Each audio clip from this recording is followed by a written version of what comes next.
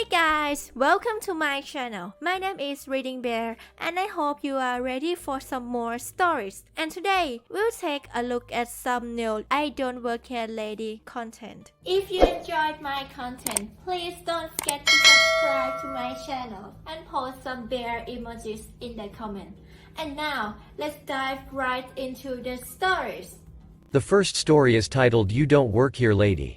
Swung by a target on a lark one day, red button top crap, not a polo, and black pants, so I knew going in probably going to get mistake, and while I ran into a couple people who asked me where X was, maybe it was because I was walking with someone, they thought I was busy or figured out I wasn't an employee. So, it's not guarantee you get mistaken for one wearing a red shirt, but was definite a when is it going to happen moment. On the flip side, I was in Target on another occasion when I and my traveling companion count find something, I think it was a bike, and saw a person in a red shirt. Knowing this sub, I was hesitant, waited till they weren't busy and looked my way. Noticed no badge or embroidery of the store logo, so approached them cautiously. I know you don't work here, but would you happen to know where X is?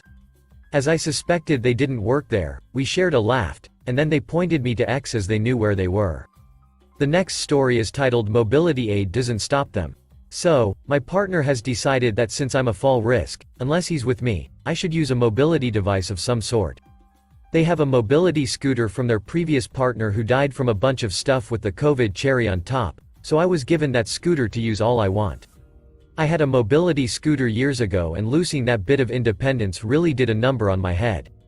Anyway, I has scooter, I scoots. I like going out and getting sunshine and air, and Pokemon hunting. But that day, earlier this week, I was at Michael's. Now, I know this Michael's almost as well as the employees. I am not an employee, but a couple of times a month, I pop and cause yarn. Must. Feed. Yarn. Addiction. Yes, this is the same Michael's a previous event happened in where I helped a blind woman and her husband find the stuff she needed. I took pity on him because he was lost, and why wouldn't I help someone who was helping another disabled person? It was the right thing to do at the time, and I stand by it. Anyway, I was scooting around the store, my head not quite above the center displays, but enough so that this lady saw me and started to ask where X was. I had stopped the scooter at one corner, and as she was asking me where X was, she rounded the corner and kept asking me as if I was an employee of Michael's and would I show her where X was. I'm sitting there, in a hoodie, with my Loungefly purse in the basket, and pushed up from the scooter controller I was leaning on and did that eye flutter thing that comes naturally to some of us. She looked at me, expecting me to answer her. My eyes fluttered a bit more. She seemed lost in what to do, as if certain I was an employee of Michael's, and nattered on about what she wanted. I waved my hand in the general direction of my basket and controller.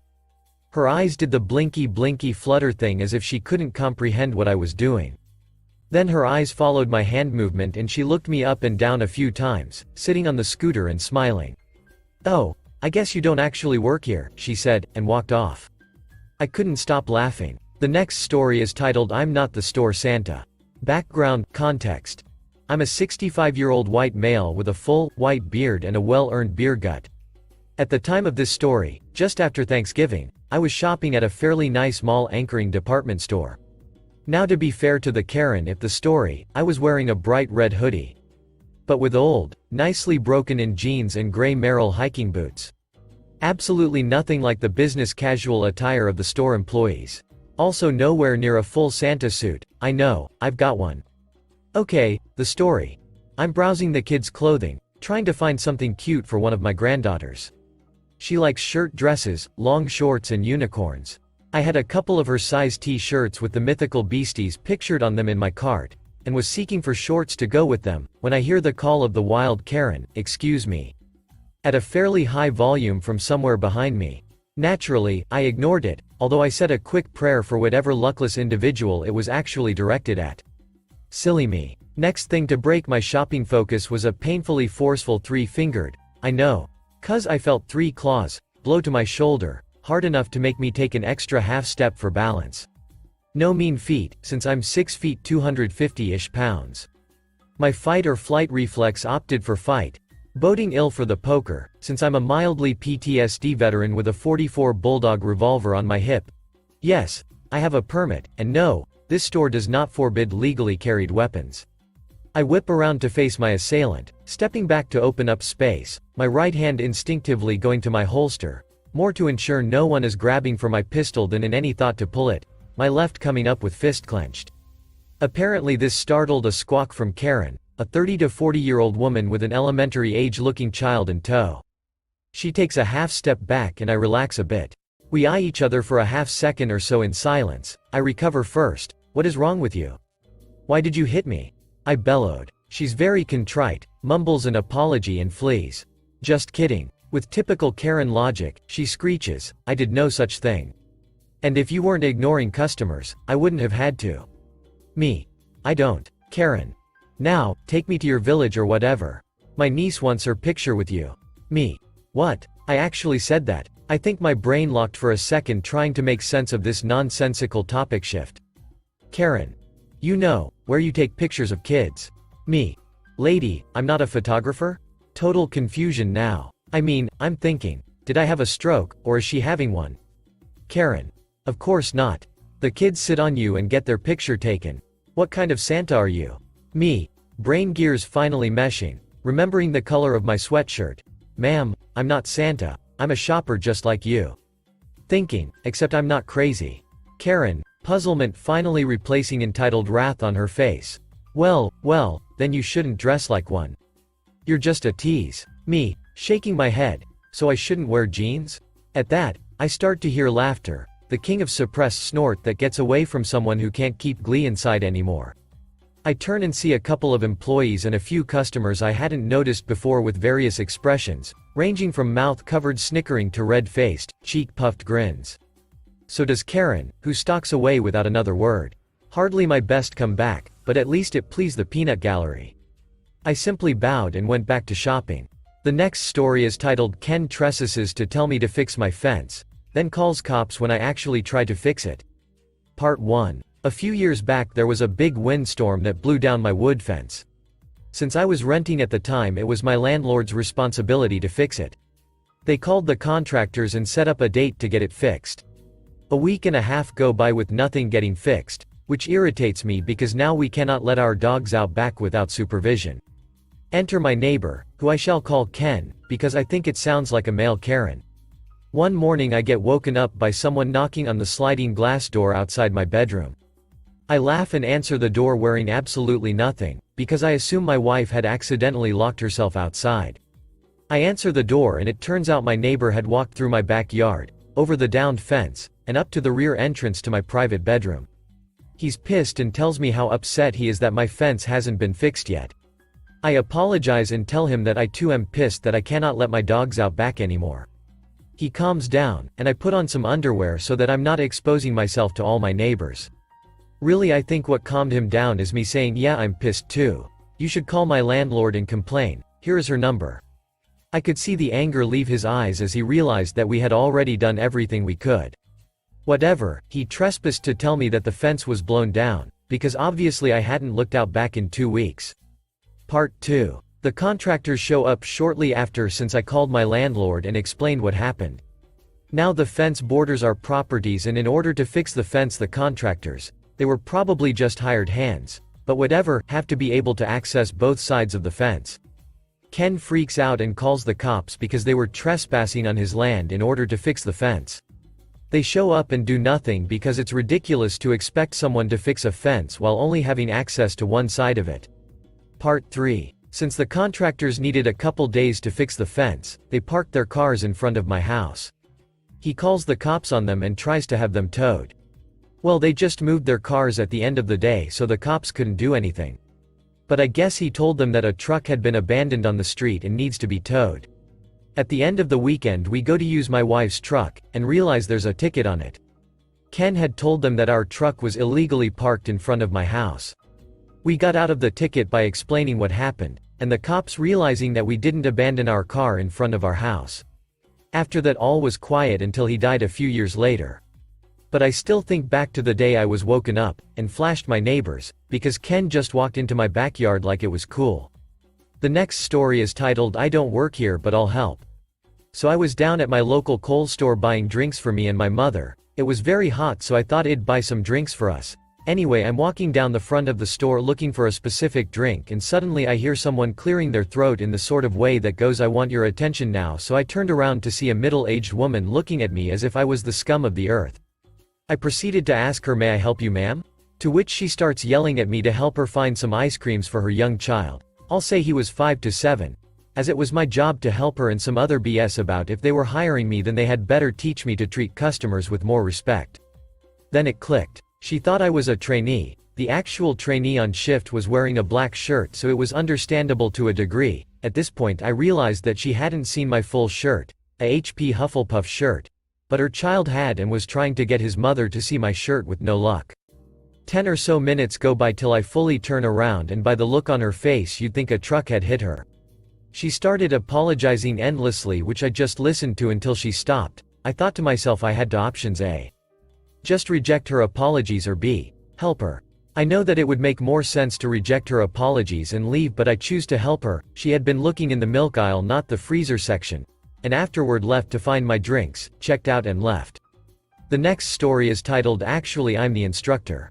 But thanks for the sexism. So I'm a self-defense instructor. Last year around this time I had to teach a giant class for a health insurance company on their retreat.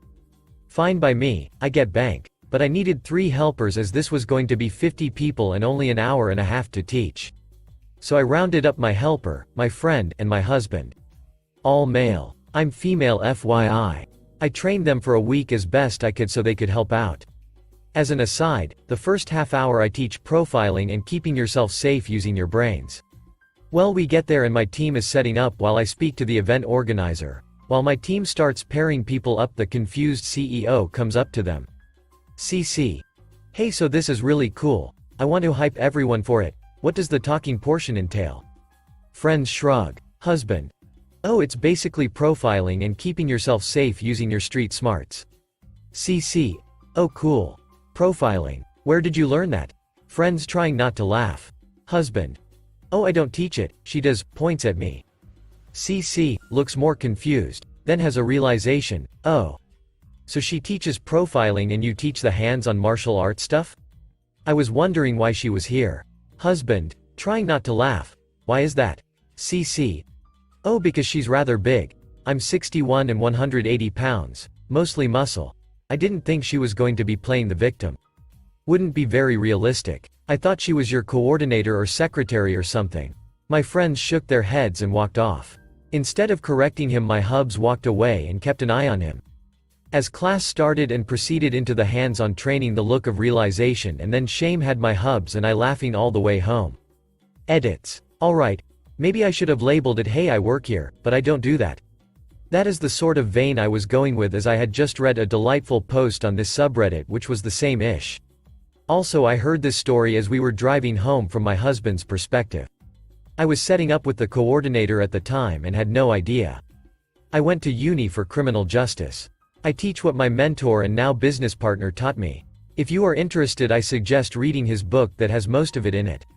It's called Predators: Who They Are and How to Stop Them, by Greg Cooper.